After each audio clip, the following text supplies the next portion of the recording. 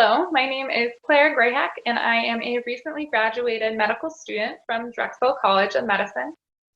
I am presenting today on the efficacy of Nissen Fundoplication for management of refractory laryngopharyngeal reflux on behalf of myself and the other authors listed below.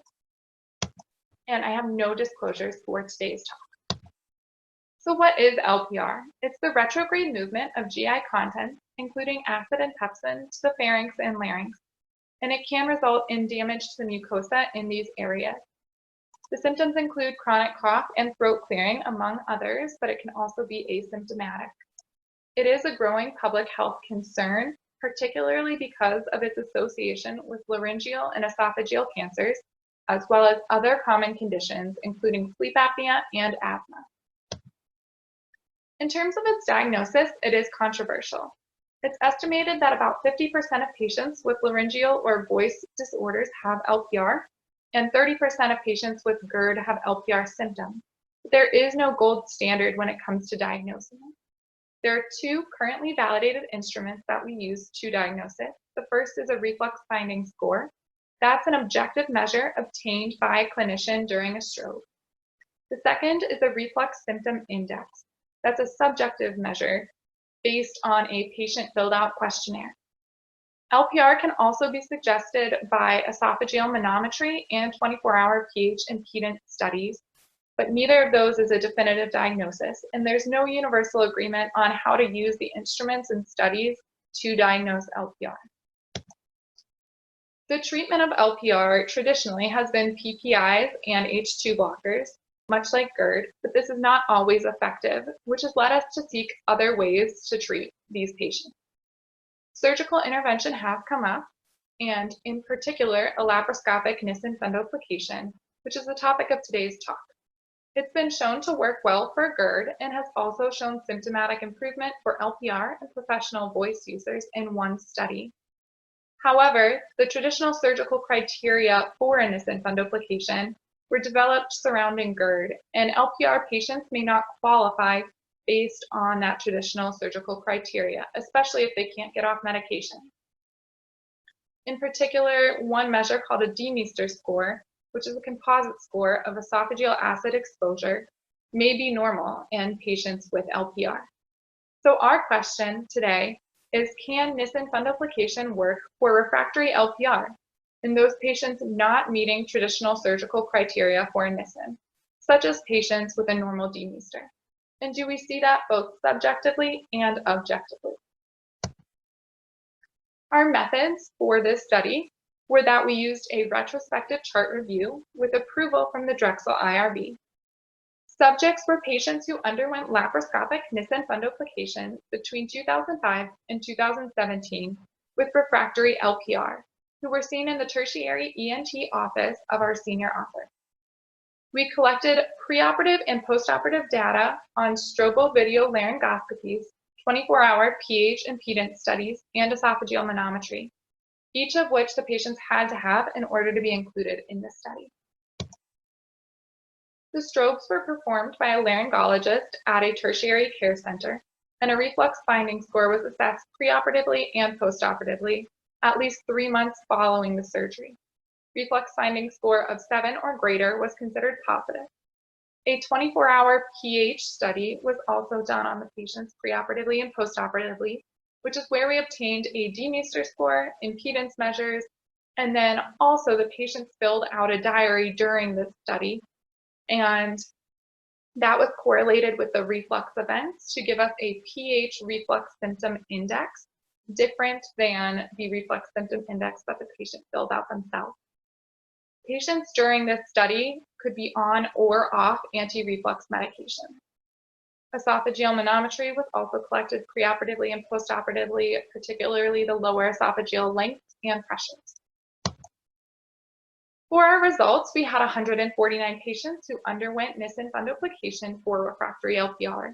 59 of those patients had complete pre-op and post-op assessments, and the ages ranged from 18 to 76 with a median of 51 years. 22 patients were male and 33 were professional voice users, a little over half. This first table is demonstrating the mean change between post-operative or pre-operative and post-operative values. In particular, we looked at the reflux finding score in this first line, as well as measures for esophageal manometry in these lines, and pH impedance values in these lines, as well as the DeMeester. We did see significant change in the reflux finding score from the strobe, as well as the esophageal manometry measures, both pressures and length, and most of the pH study measures.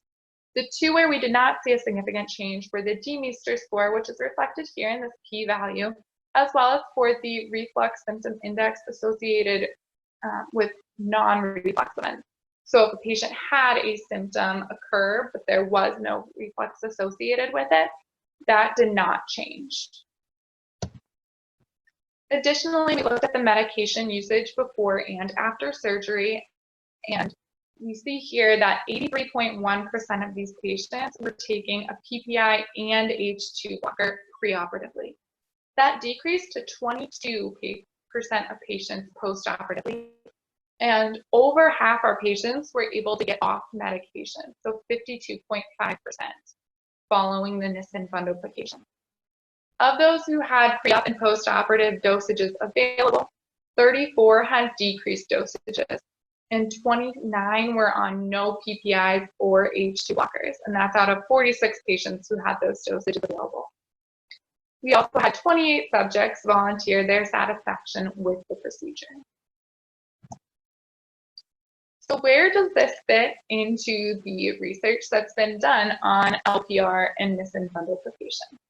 Well, previous research has suggested that a Nissen can improve LPR symptoms, but there hasn't been assessment of objective measures as much through things like pH studies and manometry. Reflux finding score has been previously assessed, but the results have been conflicting for that.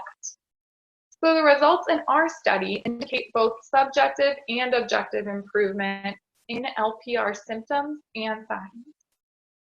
The pH reflux symptom index, which again was obtained through the 24-hour pH study, decreased significantly, indicating improvement in their LPR. Also, total reflux and proximal reflux episodes decreased during that 24-hour pH study postoperatively. As expected, we also had increased lower esophageal sphincter pressures postoperatively, which makes sense because of the way the Nissen is performed. And the reflux finding score was also found to have decreased significantly post-op, again, an objective measure indicating improvement in LPR signs after surgery. In terms of life burden of LPR, medication usage decreased significantly post-operatively for these patients, to the point where many patients were able to go from taking multiple medications a day for their LPR to no medications after the surgery, which just shows what a big difference this surgery can make. However, the DeMeester score was the one that did not show a significant change. For these patients, that DeMeester score was not necessarily elevated before surgery, and that typically is something that would play a role in qualifying for a Nissen Fundoplication, because it is part of the traditional surgical criteria.